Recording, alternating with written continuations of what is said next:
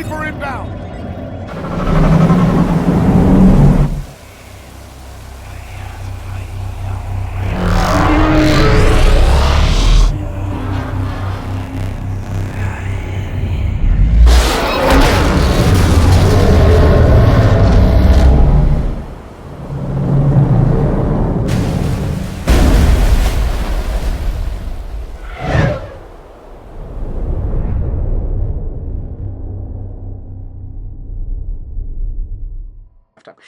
Greetings, everyone. Welcome back to another round of Arbitration Studios as we talk casting now in the world of Mass Effect 3. Indeed. I'm JP Arbiter. And I'm Captain Jack. And the reason why is that there's not much to talk about in terms of the story here. The United States of America, or the equivalent of it, is about to get its ass kicked. Yeah. I mean, So, yeah, it's about to happen. yeah, it's one of those things where it's like, no, America did not come, or did not get its Pearl Harbor moment when the Reapers attacked Earth. That was the Blitz of Poland. Right. This, or I would even say that it's quite possibly the Blitz of the Battle of Britain. Maybe. But the Asari are politically and economically the most powerful species in the galaxy right now. And although, frankly, they were, thanks to the events of this trilogy and the events that we are about to go through, they're going to lose almost all their political capital. Uh-huh. So, and frankly, the economy of the galaxy is already a fucking wreck. I mean, yeah. And humans being humans, we will take advantage of it, and we will end up after this being the most powerful and most economically advanced species in the galaxy. Because that's how we are. Think about this, too. How many other species chafed under the Asari's so-called long view, which of things, because they were a long-lived species, and were it's like, oh, you have to prove yourself, and the Volus are like, we created the entire banking system that this galaxy runs on. If anything, we should just bankrupt you electronically now and tell you to deal with it until we get on the council. Why do I not have a Volus on my ship? This is, again, these are questions that I have. BioWare, why was I not able to romance Rex, and why do I not have a Volus crew member? And here's another species I would have loved to have as a crew member. Yeah, the Elcor's contributions to galactic culture are, like, I can't justify it in terms that Asari say, but we all like Elcor. We all like Elcor. We like Elcor because they fight wars by strapping giant cannons to their backs, and Elcor do not lie to you, because they are physiologically incapable of it. Elcor are the ultimate example of a species that developed integrity. And as a matter of they represent integrity. Anyway, and I like that about them. I interrupted this because there's a very poignant, frankly heartbreaking moment, and to me it was the most. Everything that we've encountered, in the Mass Effect trilogy, it was this moment that we are going to be going through that was kind of like this was what was promised way back in Mass Effect 1, and it never quite delivered on. Yeah. So the Volus ambassador is asking the Normandy to assist with evacuations, and so we do so, and we go to their home system of Fontis in order to get as many people off of Arun as we can. Now, the Normandy is a frigate. It ain't gonna be hauling tens of thousands of Elcor.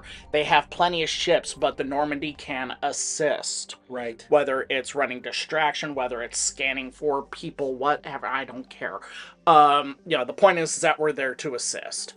And so we do, there's no gameplay for it, which I think is kind of unfortunate. Yeah. So it'd been really cool to go on to Dakuna. It'd be really cool to, see, the whole Elcor deal. Yeah. It really would be because again, Alcor are universally loved. I have never heard of a fan of this game who had something bad to say about Alcor, other than the fact that we don't have one on the ship, which I think is a reasonable complaint. Yeah, it's a matter of practical. It's also a matter of gameplay practicality because even you got Volus in the multiplayer eventually, and they had a couple of really unique abilities that were kind of fun. So anyway, we're gonna go back and we're going to say, hey, we did everything we can. Did you get did you get your people off? And I'll just let it speak for itself. But it was a real ball buster. Yeah, So, oh, it's a real. I do say though, and emphasize that this was it was the moment where a lot of, and unfortunately it only happens this time, but it was the moment where the promise of Mass Effect was kept for me, that they finally figured out how to do it and try. Yeah.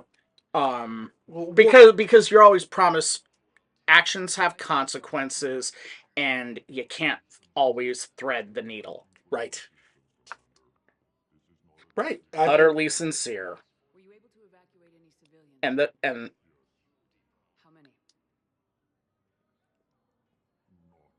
oh, not enough. And you know what Never. the thing that makes that most powerful is a part of Elcor and how they interact with other species who don't communicate like they do. And it's the fact that they start off with their usual, what's the predicate of their emotional state right now? Yep. And then when you follow up and ask, he doesn't.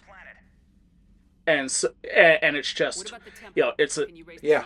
what he says is simple and easy to understand to anyone, but Yeah. he but the utter hopelessness of the situation, the utter crushing defeat that all he can do is, and maybe it's because he lost someone personally, maybe it's because like the Elcor are under threat. Yeah, well, I mean, naturally, it's a Reaper War. Everyone's under threat of extinction, Right. but this is like more serious than anything. I Um, I think that BioWare really is at their best. Really is at their best when they are telling an emotional story. When they are telling a story that pulls at your heartstrings, that makes you laugh, that makes you feel something. mhm. And I think that a lot of times, EA especially, uh, um, gets in the way of that because they don't understand emotional storytelling.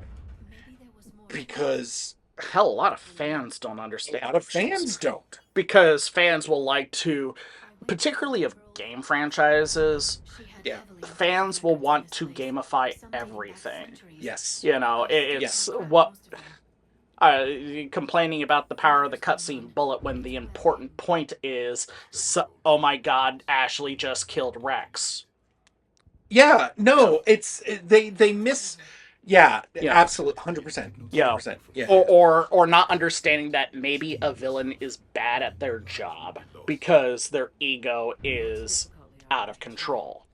I What mean, the elusive man is a great villain because his ego doesn't get away in his job and he slips in 3 because his ego is starting to get in the way. exactly. I mean, look, I think the elusive man is in fact one of, if not the best villain in Media. media. And I think the beauty of it is because Martin Sheen plays the elusive man with the same level of We've joked over and over that he's basically a descendant of Jed Bartlett. but he plays him like he plays him like he played Jed Bartlett, like just the opposite though. But he truly believes that he's in the right. And that's a beautiful villain. And here we are now. Essentially at the invasion of New York City. Yeah, we are on. Uh, there's all of these Asari. We are here. We are here to get a MacGuffin, Mm-hmm. which is, MacGuffins are fine. I don't mind MacGuffins. MacGuffins. And it's a MacGuffin that is consistent with how the trilogy has worked so far. Exactly. Also, I always love the autocannon. Eh, It's just me. I know you don't particularly, but I happen to love the scenes where you get to use this damn thing. I do. They fill me with glee. I can understand that. So, I have recently learned, at the very least, I have not found anything that refutes this, that apparently the Amazon is going to be producing a live action Mass Effect show. Yes, I have heard that as well. So, first off, let's talk fan casting since we're going to be pissing away at time here. Like, I mean, nothing important happens until the very end, anyway. right. This is predominantly just a straightforward run and gun. I do think that it would be interesting to have a bunch of our old favorites. I don't think we should have a Commander Shepard. I'm going to come in with a hot take right now. Okay. I think that it would be interesting if this series was a bridge to Mass Effect 5, where Shepard is missing in action, possibly dead, or quite possibly is alive, but because he was on a space station that fucking exploded, spoilers, that he cannot be in action anymore, that he is medically retired. Yeah. Or she. And that right there is the number one reason why I don't want there to be a Shepard. Yeah. Because I do not want to invalidate the choice of who Commander Shepard is. But I think there is space to allow for some of our friends along the way to show up. Yes. Agreed. So, fan casting, I mentioned as we were closing out last turn, Admiral Stephen Hackett, who is the de facto military governor of Earth in this hypothetical post-Mass Effect trilogy. Or if we're gonna traipse the ground of the trilogy and just tell it a new way, that's fine too. I suggested the AEW, former WWE, I gotta give credit to the most of his career, professional wrestler Adam Copeland, as a replacement for the elderly Lance Hendrickson for Admiral Hackett. Yeah, I'm not mad at that. I'm not mad at that. I have a thought for... And he does have pretty good acting chops. And most importantly, has the voice that can command. Yeah. Between... I go back to AEW... and a couple of promos he recently ran out at a pay-per-view and saved Christian Cage from getting his ass whooped by his adopted sons and his sixth wife, I think. Seventh at this point, but yeah. Well, now seventh ex-wife. And he said, go find yourself, calling back to it, and it was that deep bass of roar that he... I'm sold on Adam, on Copeland being Hackett. I don't have. I'm sold because I'm fine with it, and I don't have another. I mean, the only other choice I could possibly make would be a very out of out of left field and wouldn't really. It would match the pathos, but not necessarily the look and the sound. All right. So, next thought, and before I let you suggest one, Daisy Ridley has proven herself beyond Rey Skywalker in both high and low budget films, I think. Now, she is very British. She is. So if we can get her a good dialogue coach and we can get her a Canadian accent, I think that training her up to be Ashley Williams would be viable. But if we cannot, I would also be willing to socket her into Liara. I lean more for Liara for her. I see her more as Liara. I definitely see her more as Liara.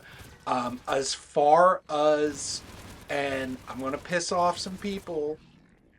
I'm going to piss off some people. I'm going to piss off some people on that are on that I generally side with, but I'm okay with it because I believe in second chances. And I think Ashley would be great, Carano. Gina Carano. And here's the thing, I think, hey, you know what? Give a person a second chance. Give a person a Well, her chance. blacklisting from Disney was justified, I, but it yes, it was justified. It was justified because she signed an agreement with Disney, and Disney has every right to enforce that agreement. I'm not taking that away from her, but I do think, and also you don't fuck with Disney. and But also you don't fuck with Disney's back. But I think that she would make a fantastic Ashley. I think she would fit very well for Ashley. But I also think that you got to give people an opportunity to be better. all right, so if we do retrace the ground of the original Mass Effect trilogy, I think that Piranha Sirtis should No question. act and voice Thessia. Done. Done. Absolutely no question. First off, if anybody saw her in Picard, she still has it. She still has it. No question. Plus, Benezia is an Asari matriarch. She is old. She is an older woman by definition. Yeah. So And I have no issue with that. And I think that, so you have that. You have their you can't use the actor that typically portrays Caden Alinko because he is a live action actor as well. but he doesn't have the body. But he A doesn't have the body, and B Carthonasi must die. For the that's just how it's gonna be. So it's likewise like as far as I'm concerned in the live action timeline, Shepard actually let Jacob into the vents. Indeed. So Now, here's obviously, I refuse to accept anybody but Seth Green playing Joker, and Seth Green would effing do it. and I absolutely refuse to accept anybody but Tracy Helfner playing Trisha. Trisha. I always call her Tracy for some reason, but Trisha Helfner playing Edie. I think those are two things that are. I think they are unquestionable what should be done. The big thing is that we need a bunch of actors who will pass for mid to late 30s. Yeah. So we have to, and for Krogan characters and for Solarian characters, I don't think we need to stick to that. No, because they're going to be essentially voice work anyways. Yeah, that's why I would recommend for Rex Dave Bautista. Yeah. Physically, yeah, yeah. I mean, and honestly, Dave could pull off the acting too of Rex. I don't think you would need anything more than like a professional stuntman for the mocap. I agree. I agree. I think that Dave Bautista would probably want to do the mocap. But I do think that and also it like removes him from like doing James Vega, because first off, if we're going to transplant someone, it should be Freddie Prinze Jr. because Freddie Prinze Jr. is still pretty buff. I would go with Freddie Prinze Jr. for James Vega. Although he's like in his 40s, and he is, and Vega, I get the distinct impression is a relatively young man early in his career. I mean, he's a lieutenant for crying out loud. I will agree with that, but I don't mind it. I wouldn't mind, and they don't even have to explain it, honestly, to me. Freddie Prinze Jr. could do it. Although that being said, he is kind of semi-retired from active acting, like voice work he still does, but I think that but I think that he would be fine at it. I don't think, and he's not one of these people that looks his age. Yeah. So I wouldn't be mad at that. Now that we're on to a certain point in the action here, I do gotta say one thing that I do love about this whole sequence on Thessia is that there are points I mentioned earlier this episode about how there are those kick you in the balls moments where Yeah. you may have succeeded in the task you were given, but it still feels like a failure. Yep. Yep. This is one of those things where it's you are sending people to die, Hmm. and not only do you know that they will die, but they are going to die in front of you. Yep. Um, and They're it's going to get because blown up. and you're doing it not because you're callous, but because the mission demands it. Right. I can't, having never served in the military at all, let alone in combat, I can't imagine the psychological toll that takes on the people who have to make that call. I was lucky enough not to order anybody, but I certainly sent people as a UDM, as somebody that handled people's deployment stuff into deployment situations.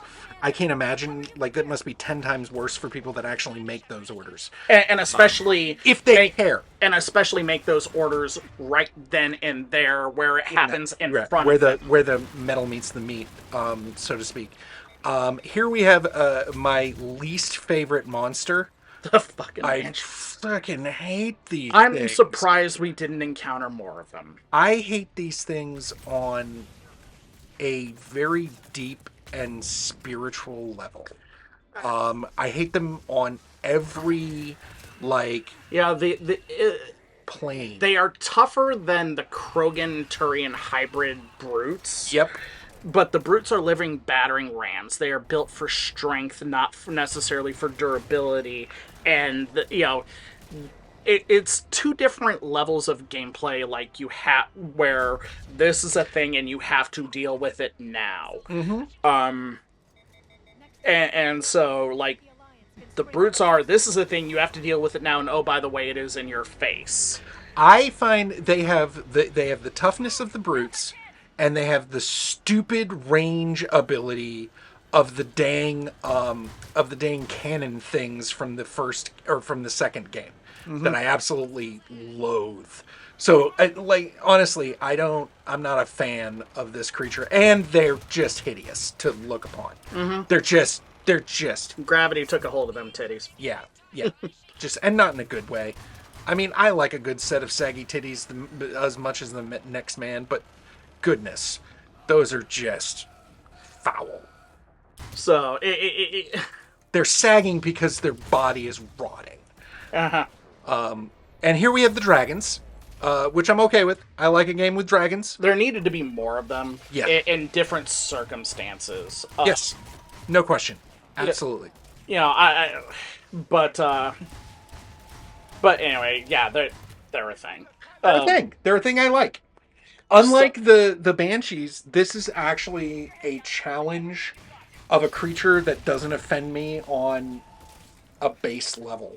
now, a good gameplay thing here is that you can obliterate these guys these two all on your own, or you can wait until the helicopter comes in to save your ass, and then it gets blown up, which is really cool. So it's you're on a quote time limit, but it's not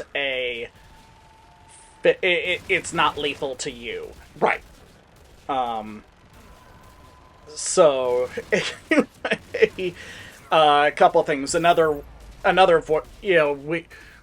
We back to the Mass Effect fan casting. We agree Miranda Sirtis would have to show up as Benezia. I think we agree that Martin Sheen is the only person who can play the Elusive Man Absolutely. and can still do it. I want no. Get him off those single care commercials. I want nothing de aging. I want none of it. I Yeah. will accept none of it. I want pure, raw Martin Sheen. So anyway, I want him out there just raw dogging it. Which does not mean what I thought it meant. no, Don't look that up, kids. no, don't look that up. Any other fan casting you can think of? Because like I don't know who I would do for like Miranda. I don't know who I would do with Samara if we had Samara back. Honestly, Miranda, I would Claudia Black. I know that Claudia Black actually Too old. plays. She looks fine. I don't have a problem with that. I don't have a problem with people like I don't like age doesn't really. It's not unless somebody is actively decrepit. Mm-hmm. I like look. I know people love Patrick Stewart. and they love him in things, and they love Ian McKellen, and they love him in things. They're done. I do too, but let these men play old men.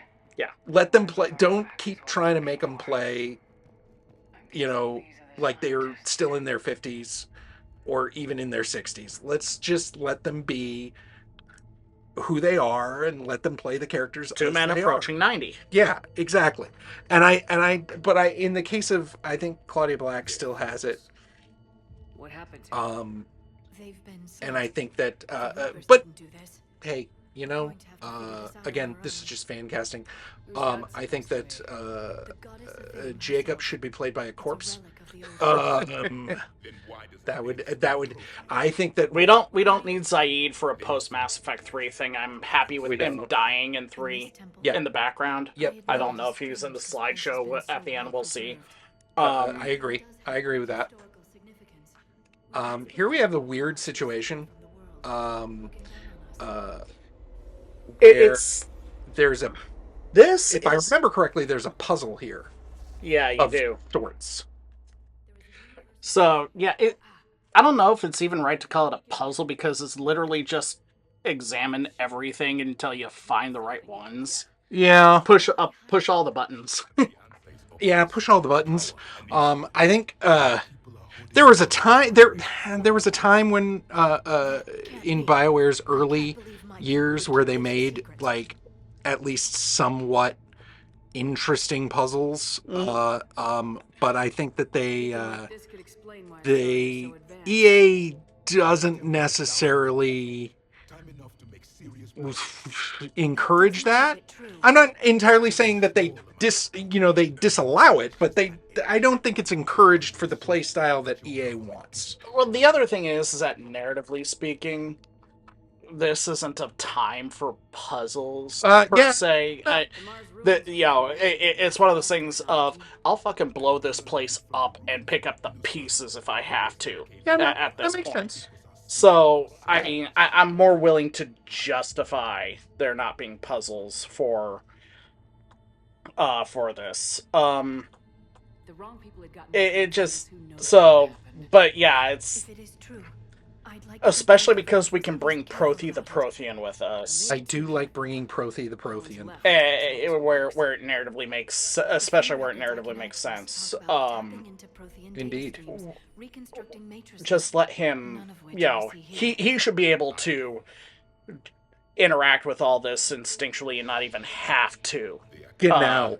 Absolutely. He should just hit a couple of buttons and be like, there you go. I legitimately debated whether or not to even include the typing, the fucking around and pushing on stuff, but really I wanted to make sure that we had plenty of time to talk about whatever we were going to talk about when I strung this together. So that's we tend to go on tangents, so I understand that. So so anyways, back to fan casting and back to fan casting. Off screen we talked about this, and I don't think we need to belabor the point just for runtime on this, but another professional wrestler turned actor who did stuff for a Twisted Metal series.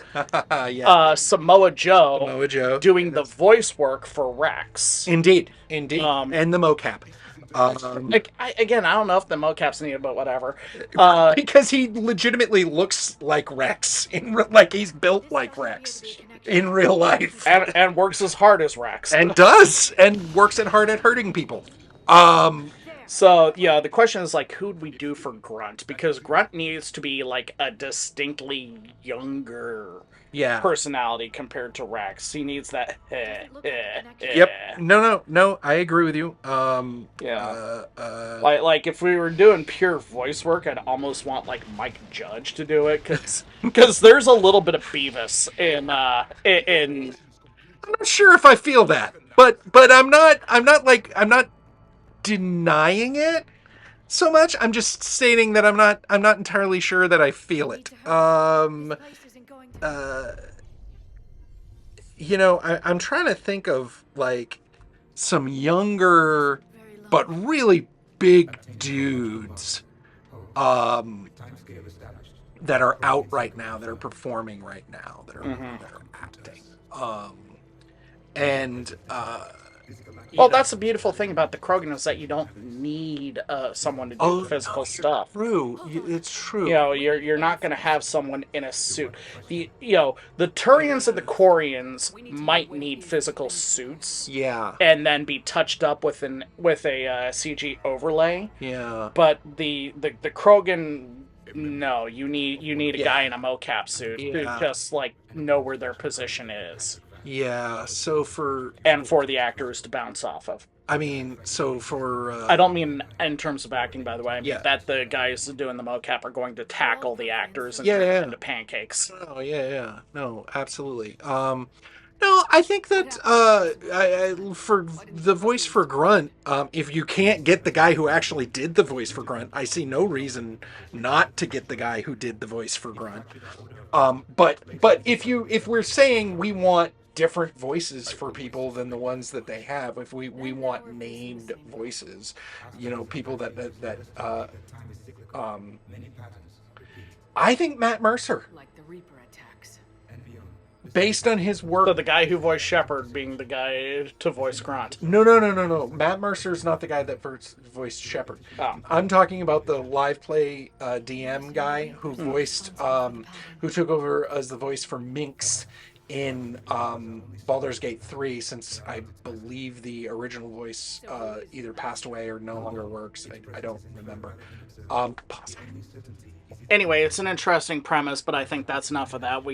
Now that we've got Computer the Prothean, or Prothe the computer program out, we need to talk about the actual plot, don't we? Yeah, I mean, I guess we do. So first off, like, everyone, I don't think that the idea that the Reapers continuously repeated this cycle of invading the galaxy and wiping everything out and then doing it was really a secret. I mean, Liara said, yeah, there's like this weird 50,000 year archaeological cycle on every planet I've ever excavated on. Yeah. So it's just like that wasn't a big revelation. The Crucible is a literal Deus Ex Machina. For this entire thing. So No, absolutely. the idea that it's also a hybrid between the ship of Theseus and a intergenerational collaborative work is also kind of fascinating to me. I don't disagree. If you accept the idea that the Crucible is not inherently bullshit. Yeah, there's the rub. I think a lot of people, and here's the thing, I actually empathize with the people that think it's inherently bullshit. I don't necessarily, this mother plucker. This guy. He does not deserve intro music. He doesn't. He is worse than Jacob. He is maybe Ride of the Champions or Ride of the Gladiators. I mean the clown one. Yeah. No. He annoys me in a way that is very similar to Caden Alenko. Look, Caden Alenko and our distaste for him is purely because of the actor having done another character we don't like. Caden himself is actually a pretty decent character. Fair. That's fair. Destroying them. This fucking guy, Kai Lang, and his fucking sword, and his, the problem with him, and I think we've talked about this before, is that he is a character that is absolutely dependent on having done the extra credit reading.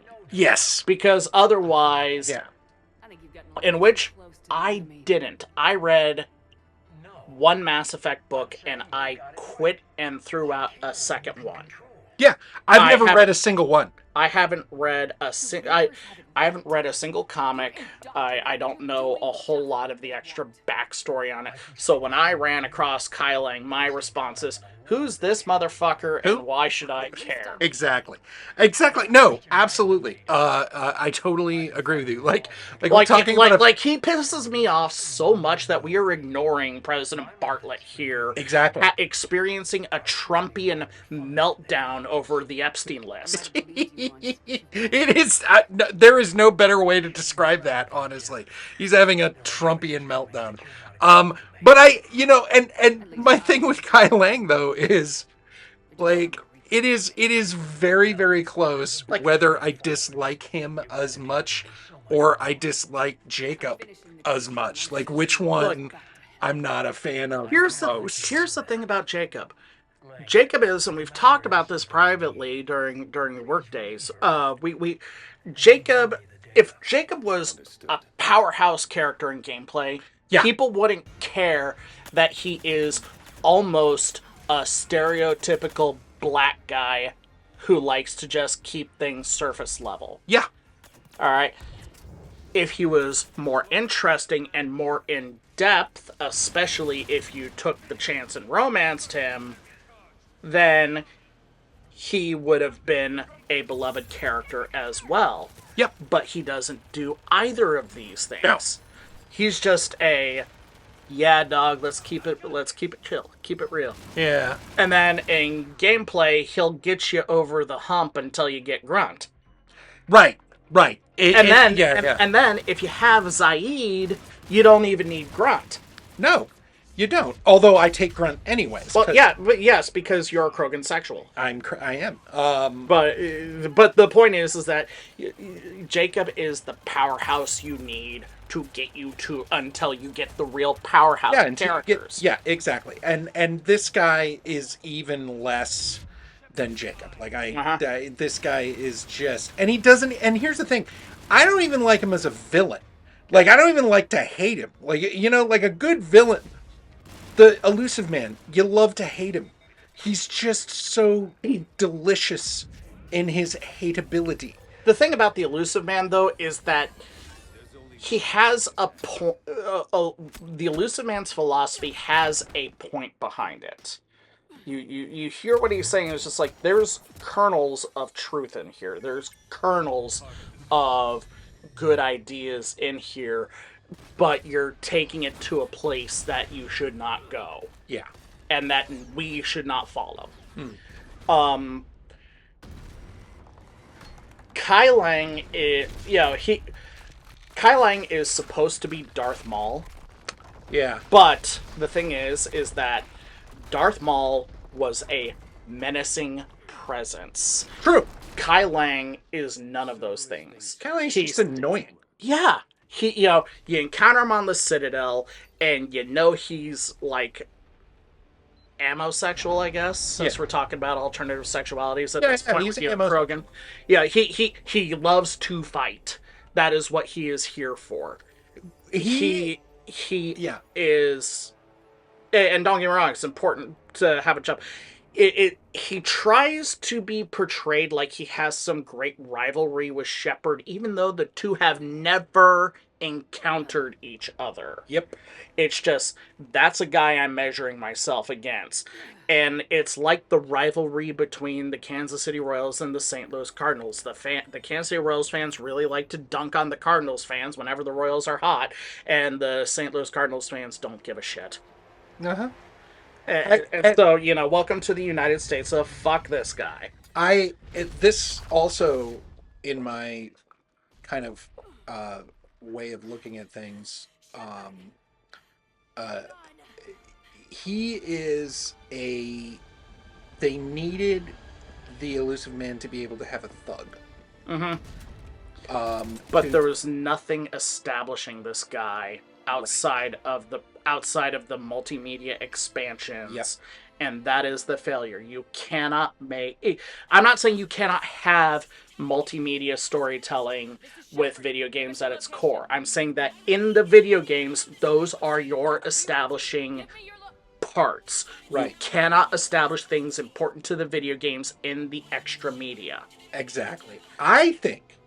Quick change of subject. We are about to encounter something right here that is so incredible, and again brings the extinction level event war narrative home, and that is the screaming just as those two Reapers land.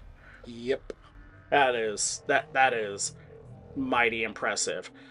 Yes, it is. So anyway, that's the invasion of That is the invasion of Thessia. It's an important, we skipped over talking about a lot of it because a lot of the things that happen between when we start and when we end aren't important. But Thessia is an important part of the piece because Yeah.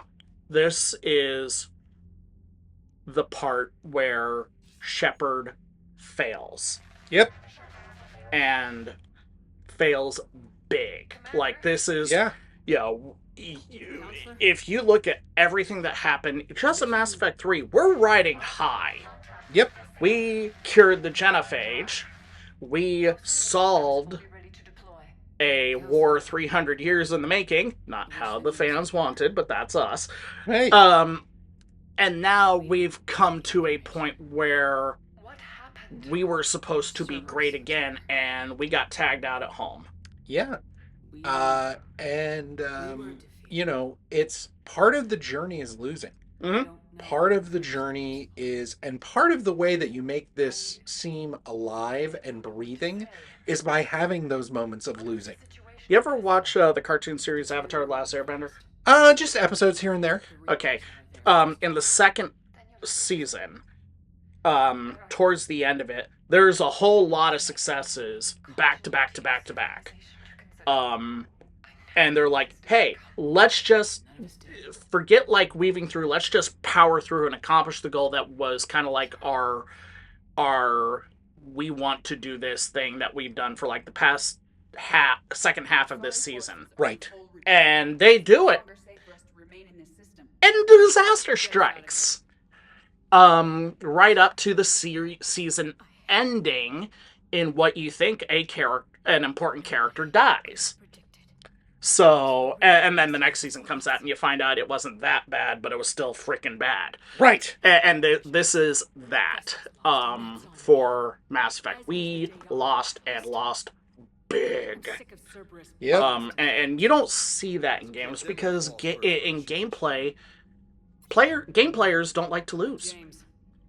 What's the point of playing a game if you're going to lose? That was one of the big criticisms of the game Halo Reach, even though the whole point about Halo Reach was in its advertising, which is from the beginning, you know how it ends. Right. And I think that with Mass Effect especially, yes, Mass Effect is a video game. No question, that is what it is. But it's also a story. Mm-hmm. It is also a story being told. And by the way, guess what? If you're the person listening to or taking in the story, or however you want to consuming the story, as it were, you're there for the ride, bro. Mm-hmm. Like, yeah, you get some choices because it's a choose your own adventure essentially. But in order for the roller coaster to do its spins and its loops and its spirals and stuff, it's got to take that plunge down. And you gotta just get on the roller coaster and go, bro. Don't get hung up on yourself and your own, I want it to be like this or I want it to be like that. Just ride the roller coaster. Mm-hmm. And Mass Effect is one hell of a roller coaster. Especially 3, because Yes. you start with a loss in 3. Yes. You start with you start with 2 losses. Yep. Earth is invaded, and you lose one of your best friends for a while, and you don't know if they're gonna make it. Very true. So, and now, I love. And now, slight hidden thing here. I love how it's like a bunch of women and Vega.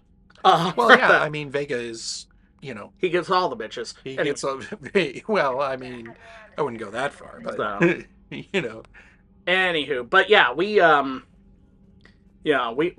took the L. We got to get our, so we got to get our motivational speech from our daddy here. We got to get our mojo back. Mm-hmm. You didn't think it'd be that easy, I didn't think it'd be that easy, did you? Yeah, I kind of did. My favorite line in this whole motivational speech is, you have any idea how many times I got my ass handed to me over the years? That reminder, too, that, I know. That,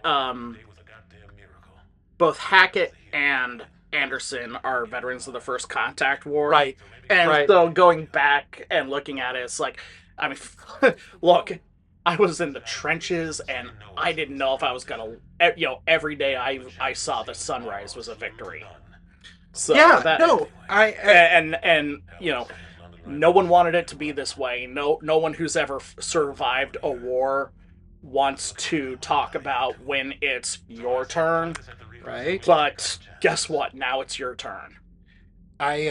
No, and I think that it's important in these cases. It's really important to listen to our elders who have lived through this stuff, because they're like, well, Pay shit. attention to the old man who's in a profession where young men die. Yeah, exactly. And he's been there, he's done that, he's suffered, and and I, going back to the fan casting, I refuse to let anybody but Keith David play him. Well, David is still alive. Keith David can still play him. If we choose a post Mass Effect 3 universe, unfortunately, Admiral Anderson's not an option. No, understandable, but you get my point. I could bullshit a Shepard, but I don't want to. Right. So yeah, so I mean that was a really emotional, if you are inclined towards emotion, which I think a lot of people are not, moment. Yeah, I haven't ended this video yet because there's one other thing, and that's this bit from Joker, because Anderson giving us the advice, and then Joker with his inappropriate thing, but we also find out why Joker does things inappropriate. And that's because Joker is scared. Uh-huh. And the thing is that he's been scared this entire time. Scared for his sister, who unfortunately, if you pay attention, is dead. Yep. Scared for Shepard, not only his commander, but frankly one of the few friends he has, because Yep. And just, again, we're at a galactic level extinction event. So, and then, again, not to belabor the point, we got our asses kicked. Very true. And so, everyone is feeling it. And everyone's got to shake it off, and that does mean that we need another win, and we got to find it. And I don't know where to look for it, but we have a lead, and we will follow that up in our next video. This is the moment where, like, the whole trilogy kind of comes home. Yeah. I think that it is. I agree with you on that one. And I think that the fact that Joker's been with you the whole time comes clear. Like, he's been on the ride with you this whole time. Now, most importantly, Edie, who is new to this whole situation, God bless her, she's trying her best too. Right? And we will certainly try her best next time in Arbitration Studios. So, until then, see ya. Deuces!